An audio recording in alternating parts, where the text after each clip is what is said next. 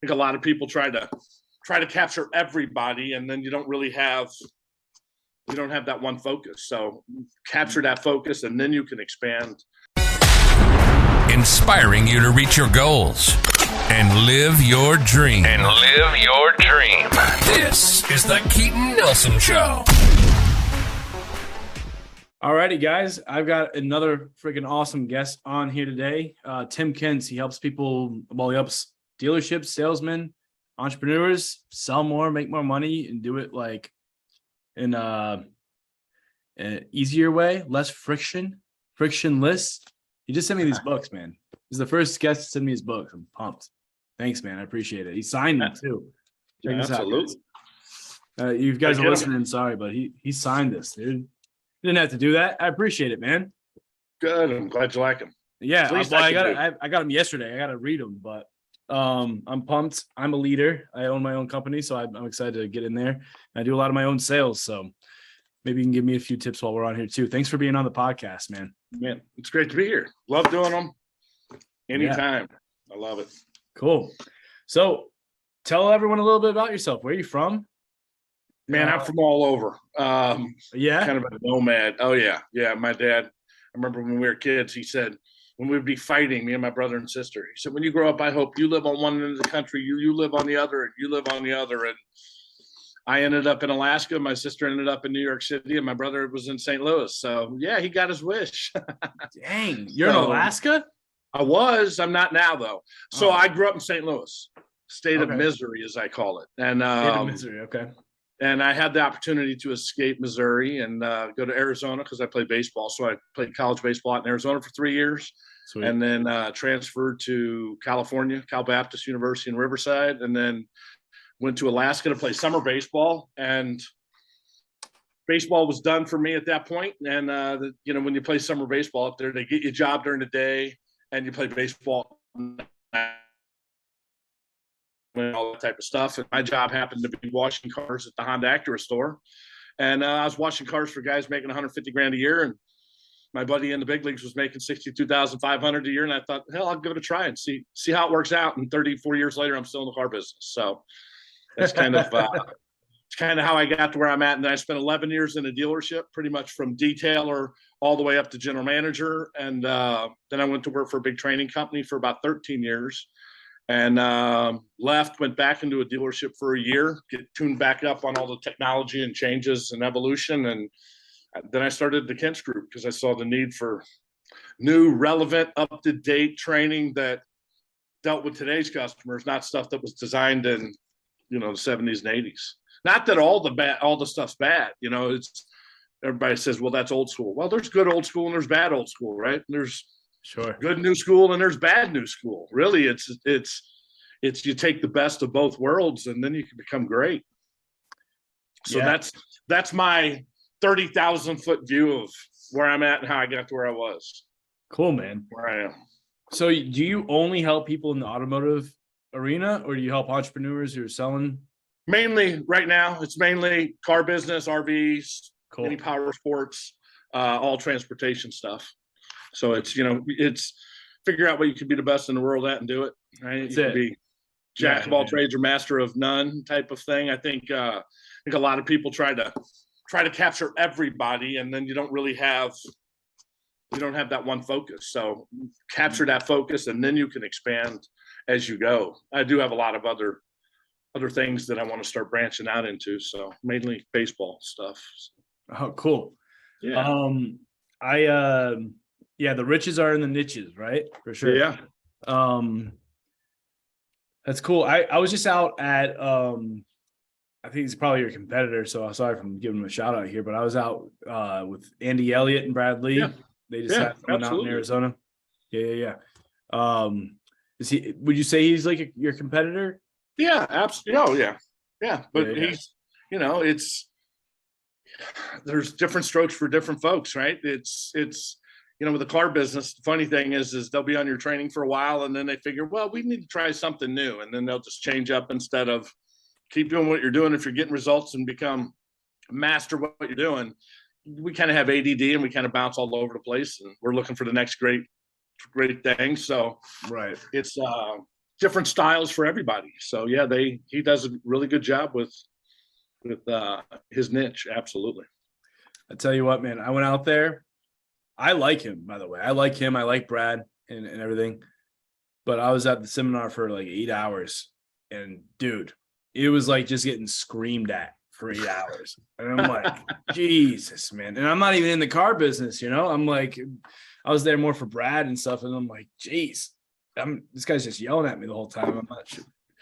And his book seems good, Sure. his scripts and everything. But I was just like, dang, I paid to be here, get yelled at. But everyone else in the seminar was just pumped. They're fired up by it. Like you said, different strokes for different folks, because that's not for me. I mean, the key is what you do when you get back, right? You can get all the best information. You get your hair on fire, but you know, it's kind of like the dog that catches the car. The dog finally catches the car, and it's like, now what, right? Because he's not going to kick the car's ass once he finally catches it. It's the same thing, man. You can go to any train. I don't care who it is. It's what you do when you get back. It's having that discipline, having that drive, having that focus, and actually doing something, being willing to pay the price. I think a lot of people want success. A lot of people want to kick ass. They want to dominate, but so many people aren't willing to pay the price. I think I always say we're probably in the culture of complacency more than I've ever seen it. Mm-hmm. I think there's so many people that are just comfortable being comfortable, and they're not willing to do the hard work. Because, you know, in sales, man, if you're in sales, it's about your words, right? It's about your scripts, words, whatever you want to call it. And I think the challenge is practicing them. Because, you know, we've all done it. It's boring as hell to practice scripts. Yes, it is. It's just, it sucks. Well, I'd rather go to the driving range or go shoot free throws with my son or go to the batting cage and practice, because I get immediate if I'm doing good or not, right? In sales, when do you find out if your practice pays off? You don't find out until you actually use it on customers. So I think that's the hard part. You got to be able to fight through the boredom and monotony of practice to become great. And I think that's where a lot of people kind of fall off, because it's hard and they're not willing to pay the price. Yeah. You ever read this book, Cybernetics? I have not. That's one you got to get into. This guy, he talks about, Cybernetics, Maxwell Maltz. In this book, it's all about self-image and what you think about yourself in your mind, but he also talks a lot about like professional athletes, pro golfers, you know, the old study with the basketball players who practiced throwing free throws. One didn't practice at all, and the other group thought about practicing. Yeah, The Psychology of Winning by Dennis Waitley. He talks about that. Yeah. So this goes into like how that actually works and how you can do it. And he talks about salespeople too. And he's like, you can, instead of actually verbally practicing it, you can practice it correctly in your mind and how it's going to go with the potential prospect. Yeah. And that you actually get better results by doing that than fumbling over your scripts if you're doing it verbally one-on-one. Yeah. Isn't that interesting? Yeah, I think it's, you know, you got to read it, write it, say it, envision it, everything. It all goes together. It's like you talk about sports. It's so much of sports, right? It's, you know, my background was baseball majority, but man, it's everything you do. You tell yourself what you're going to do, and it's all going to be right. And you're envisioning what you're going to do, and it's going to be perfect. It doesn't always come out that way, but man, it's, you know, the old saying, everybody says practice makes perfect. No, practice makes permanent. Perfect practice makes perfect. Exactly. And that's the hard part. And it's not just one time you read a script and you got it. It's, you have to be willing to do it 100 times out loud in a row. Repetition is the mother of learning, right? Any spectacular achievement was preceded by a bunch of unspectacular practice. And that's what anybody in sales, anybody that wants to be great, you got to be willing to do it. It's no different than you've got NFL training camps going on right now. Those guys are out there doing stuff that they did when they were 8 years old. Yep. And they're doing all the basics. They're doing the fundamentals. footwork, everything, man. And that's what you have to do. It's got to be repeatable, right? It's muscle memory. Totally. What do you think is more important, sales or marketing? Yes. I think in today's world, sales is marketing. Marketing is sales. I think in the past, really, you threw an ad in a newspaper and you generated a bunch of leads. My salespeople, they're marketing nonstop. I was just sitting with Brandon, one of my salespeople, and creating another email campaign that he's sending out. And he's going to send it out to 8,000 people. And it's all about our workshop we just finished up in Indianapolis and setting up the next one, right? It's not just cold calling. That's part of prospecting. So I think really a salesperson in today's world has to constantly be marketing themselves. Otherwise, you're winking in the dark, man. If it went black and I started winking and say I'm winking, you'd be like, I can't tell. It's dark. Well, that's what a lot of salespeople, they're winking in the dark. People don't even know that they're in sales because they're not out there marketing themselves, building a brand. And I think they go together. If you'd be the best closer in the world, if you're not talking to somebody, doesn't really matter. Yeah, exactly, right? Chicken or the egg, right? Yeah, you got to let people know who you are, what you do, where you work. And, in today's digital world, now it's so much easier with doing email blast and text blast and video texts. And I mean, my salespeople are constantly doing that to generate their leads, to be able to sell product to people, sell training. So that really, to me, the answer is both. Because one without the other is worthless. Yeah. I think the argument that I like a lot, by the way, I'm biased, I'm in marketing, right? But is that I could take your top closer, give them 10 good leads, or take an average or below average salesperson and give them 100. And the below average person is going to close more than the top closer with 10. Potentially, but my top guy is going to be generating his own leads, and I won't have to be spending the money, right? It's the same. I remember. So my wife, this is a long time ago, but she was my newspaper rep, my ad rep in Alaska when I was running a car dealership.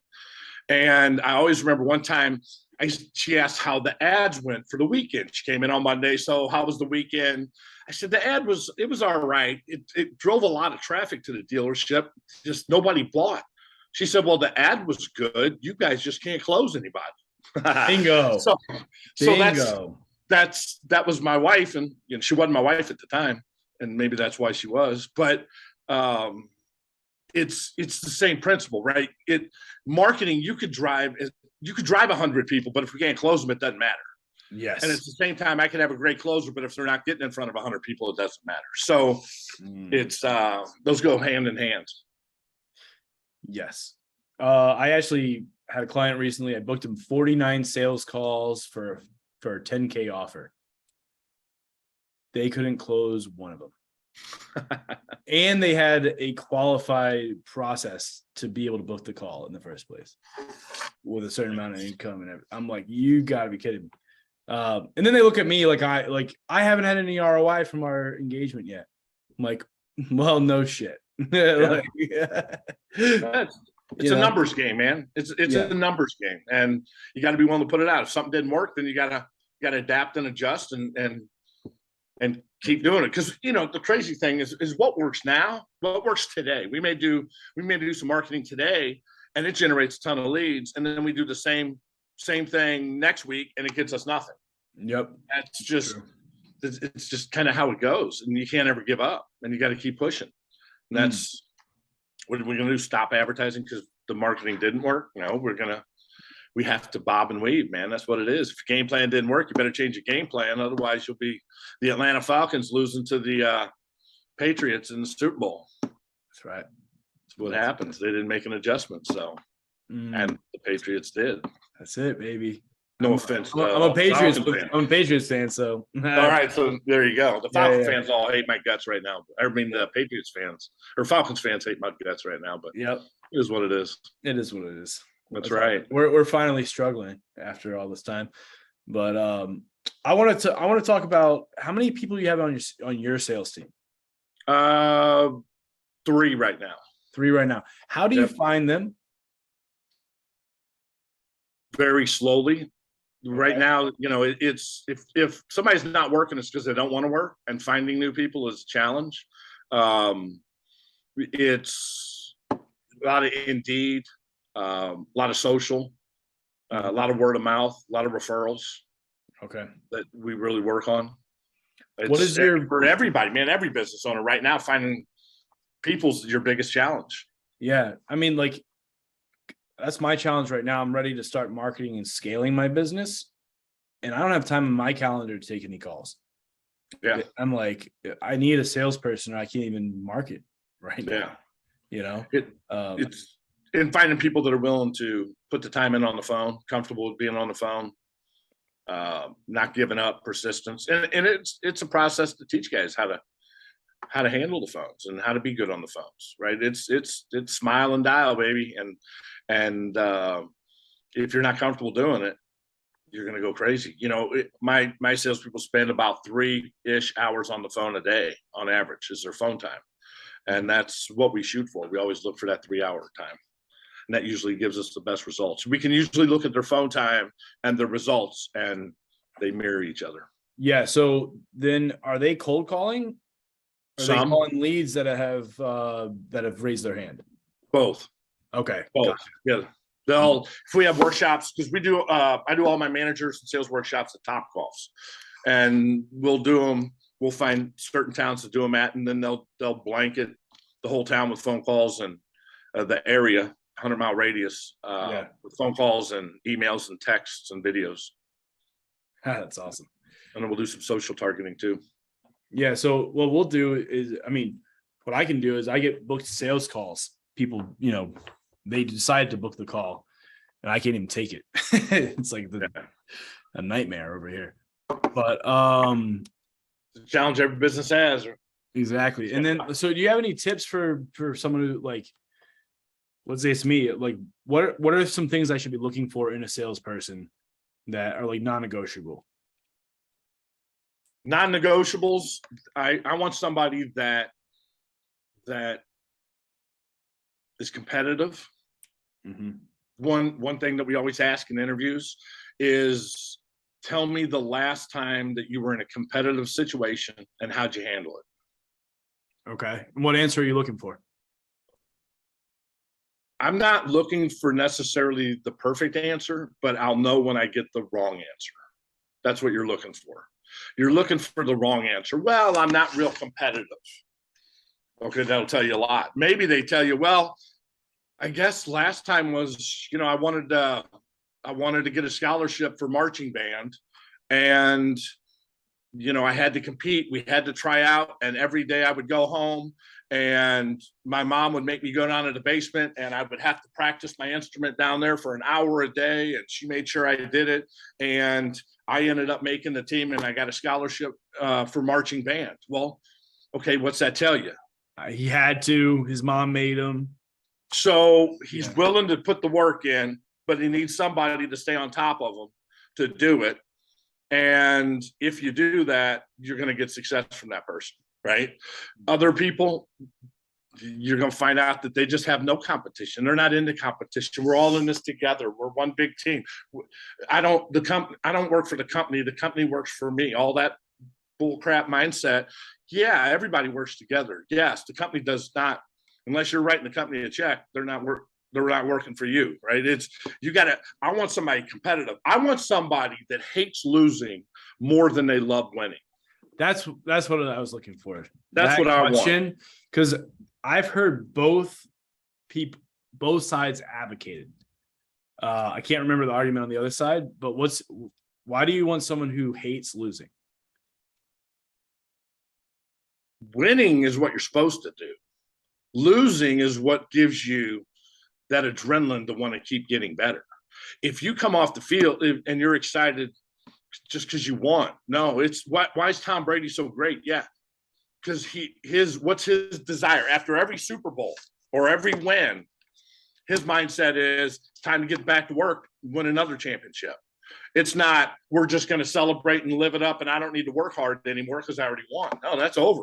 Now it's time for the next one. You know, Michael Jordan, when he, won his second NBA championship, he held up 3 fingers. Now it's time to work on number 3. That win's over. That's done with. It's and when they lose, when the great ones lose, they spend more time. If you read Relentless from Tim Grover, I mean, he talks about Kobe Bryant. If he had a bad game or if they lost, he'd stay at Staples Center until 1 o'clock, 2 o'clock in the morning, practicing, working on his game because it pissed him off that he let his team down. And the rest of the team was in some VIP lounge at the club until 4 a.m. Right. That was the difference. That was the difference in the mindset. And you have to be willing to understand that, man, what could I have done better? Right? When something happens, even if you win or if you lose, it's what could I do better? Sometimes there's nothing you could have done. You couldn't have got that deal. It wasn't going to happen no matter what. Sometimes if you look at it, what could I have done better? There's a hole there. There's something that we could have done better. And it should piss you off when you lose. It should drive you to want to get out there and kick ass. And look, that mindset, I get it. It's not for everybody. Some people they don't like it. They don't get it. That's fine. Different strokes for different folks type of thing. That's my mindset. That's how I grew up. I grew up in sports, man. And that's how it is in sports. You're supposed to win. And if you don't win, you're pissed off and it's time to get back on the field and start working on your game. That's so non-negotiables, competitive, and somebody that hates losing more than they love winning. Now, there's a whole lot of other things, but I think those are at the top of the list. Huh. But I think if you ask them the question about competition and competitive situation, you're going to find a lot of that out just with that question. What about pay structure, man? Weekly, very weekly. I'm kidding. I think you should overpay top producers and underpay bottom producers. Yeah, I think too many average people are overpaid and too many top people are underpaid. You want great people, you got to be willing. So I'm a huge believer in that. But if you don't perform, you're not going to get anything. Car dealerships, we've had that issue for a long time. The average salespeople make way more money than they should be making. And the top people, since it's kind of a socialistic style pay plan, they don't make near as much as they should be making. Huh. So I'm all about having really good comp structures.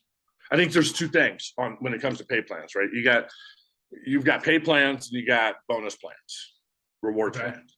I think you pay to compensate, you bonus to motivate. Okay, so everybody has the same pay plan, right? It's X salary, X percentage, whatever it is. We all have that.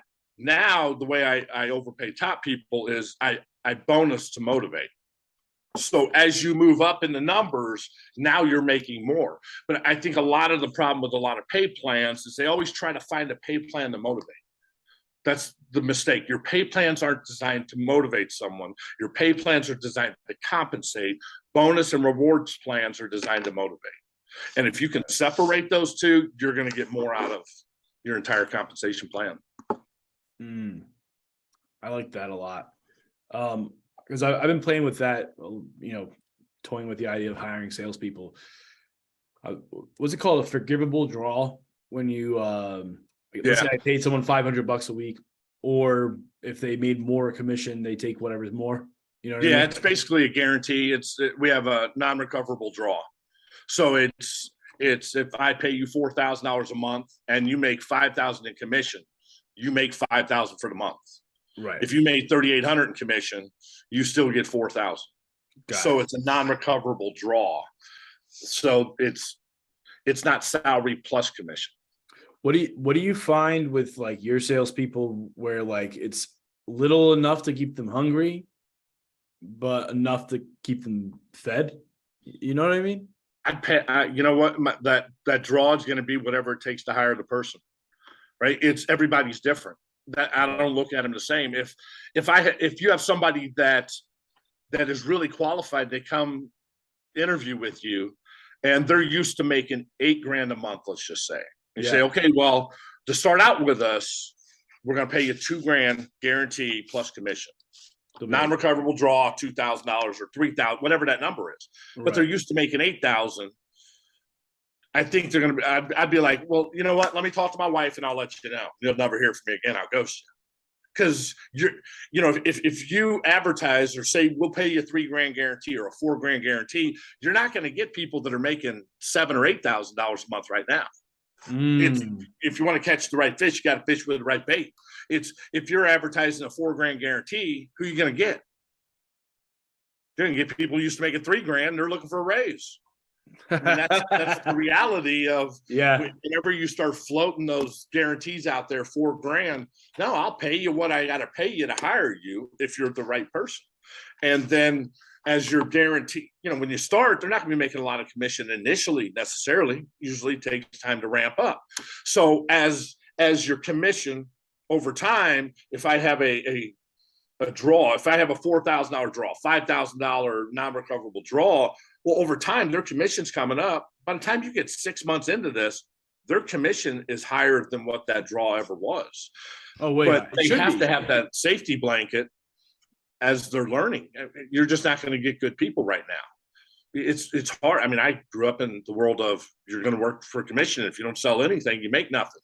Yeah, I mean, that's as a business owner, that's what I want. But what we want and what we're going to get, we have to be flexible. So it's really, I think the right answer is you pay people what it takes.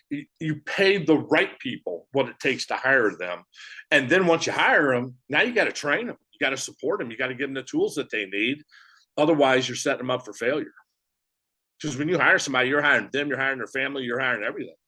We committed to them that we were going to help them get better. And I think it's easy to hire somebody that could be really good, but we just assume they're going to do good. They may have been good at their old job, but they might have had a lot of coaching, right? You got to be willing to spend the time. I always talk about, how do kids spell love? T-I-M-E. How do you develop your people? How do your people know that you care about them? T-I-M-E. Spend more time with them.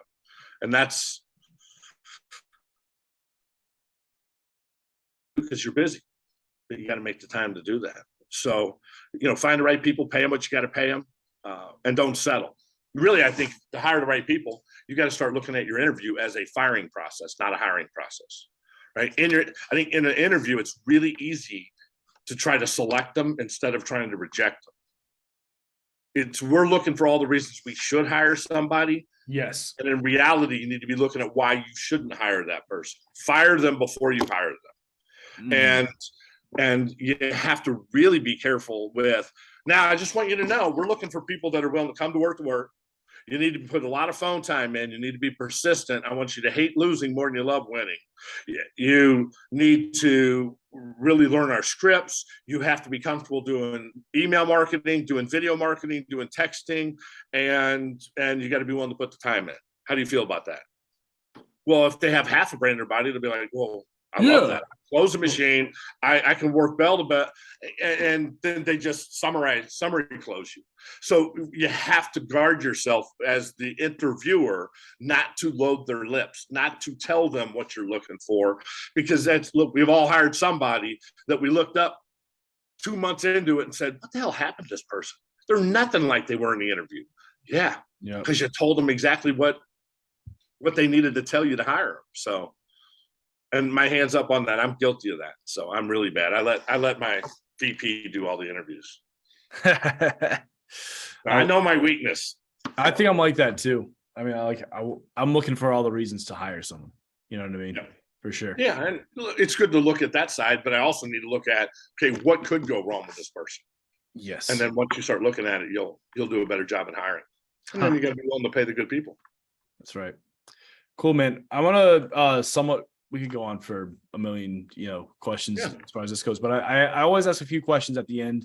I ask every single guest, and I'd love to do this. First one's easy. What's one book everyone should read?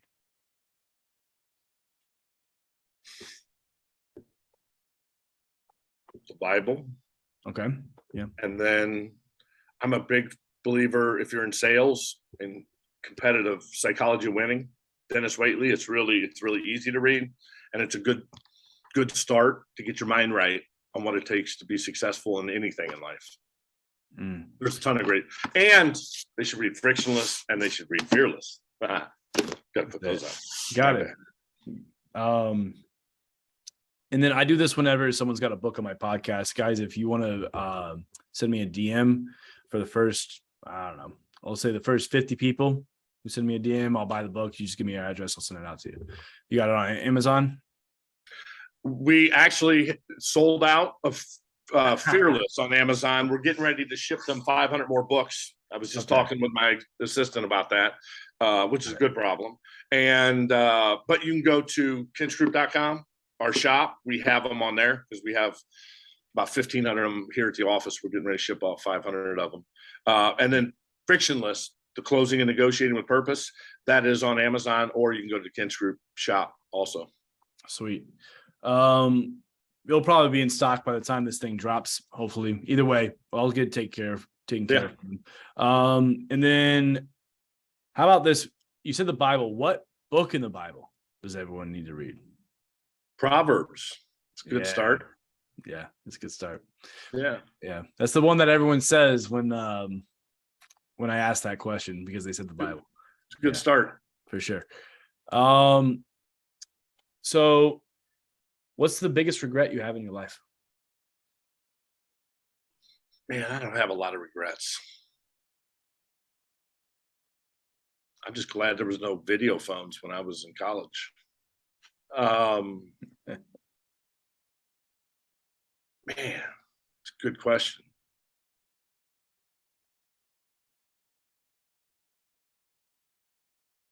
Not spending more time with my dad while he was alive, I guess.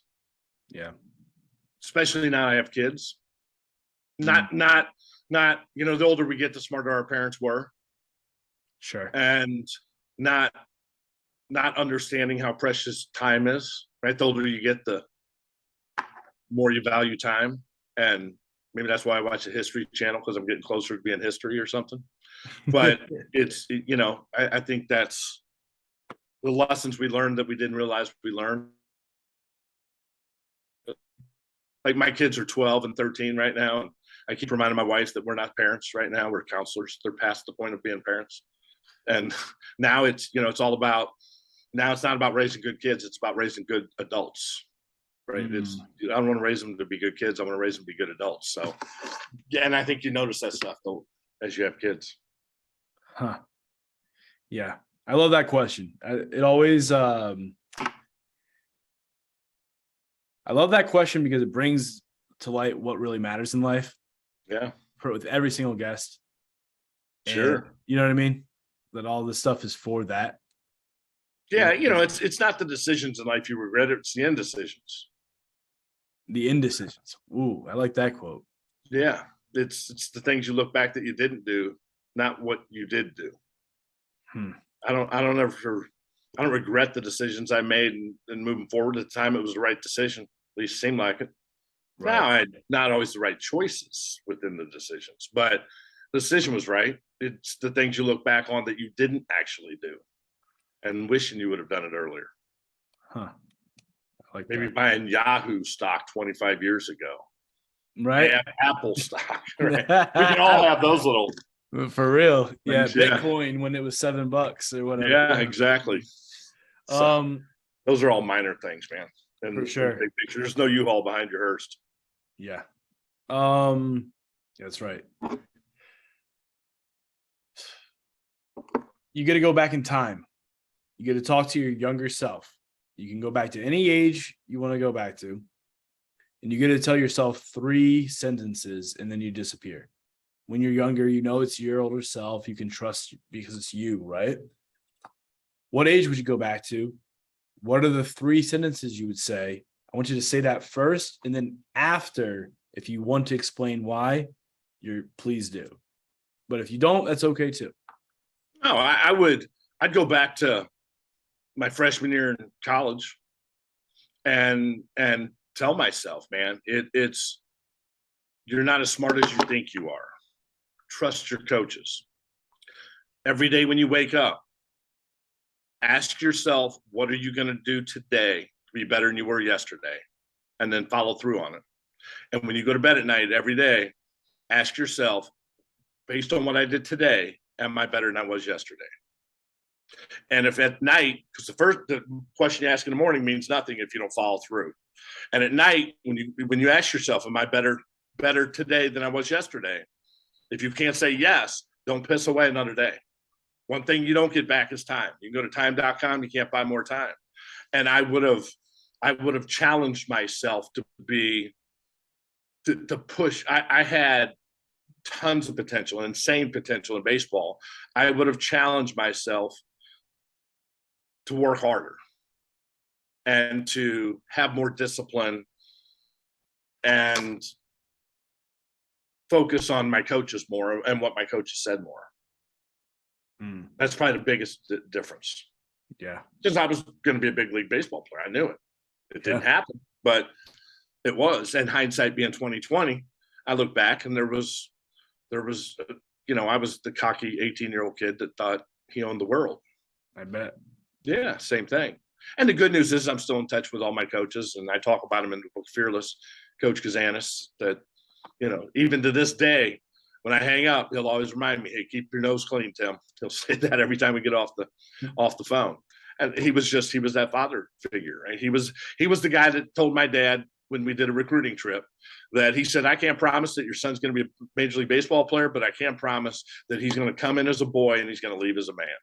And that was the one thing that he was great. And I guess I have a regret, but it's not really a regret, is that he ended up leaving my team after a couple of years to go work for the Oakland A's. So I didn't have him around for the last year or so of me playing baseball. Huh. But yeah, that would be listen to your coaches and trust your coaches. What are you going to do today to be better than you were yesterday? Based on what you did today, are you better than you were yesterday? That would be, that would be something that I would set my life around as an 18-year-old. That was the quickest answer to that question I've ever gotten. Oh. That's good. I don't know if that's good or bad. I don't know either, but I thought it was interesting. People normally have to sit with that for a while. Yeah. But that's great advice. Think about that. It's simple. I like that it's simple, because a lot of times it's like you got to do X, Y, and Z, then A, B, and C, then this, and this, and this, and this.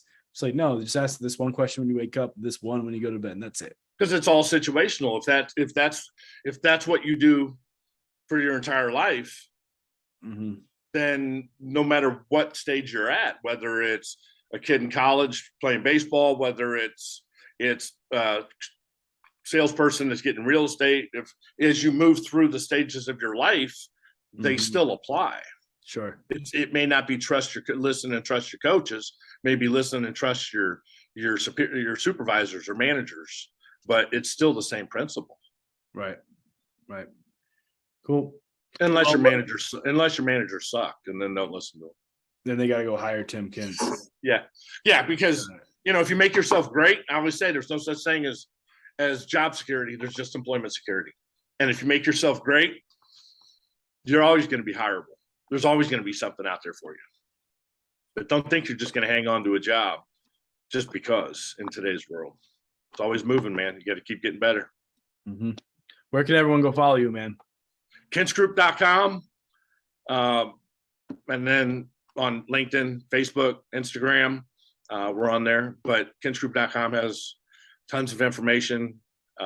Shop, got all the books on there and planners, everything like that. So I'm out there on social all over. Every other day we got posts going. So cool, man. See it. Yeah. I see it. You're up there killing it. You Yeah. got your whole social media team and everything. Otherwise, I'd be trying to sell you with me, but you got it all going on. So Yeah, they do a great job. yeah, they do. It's important. Like I said, otherwise you're winking in the dark if you're not putting it out there. That's it. Awesome, guys. Well, go follow him. Share this one out. Leave me a review. I want more people like Tim on my podcast. I can't do it without some clout. So please go rank this up. I appreciate everyone listening. If you made it this far, it means you really liked it. So share it out. I appreciate it. Thank you again, Tim, for being on here. You took time out of your day. It means the world to me. And I'm sure it helps someone on the other end listening to this. So thank you, man. I love it. Let's do it again. Yeah, 100%. I'll have you right back on. Catch All you right. later.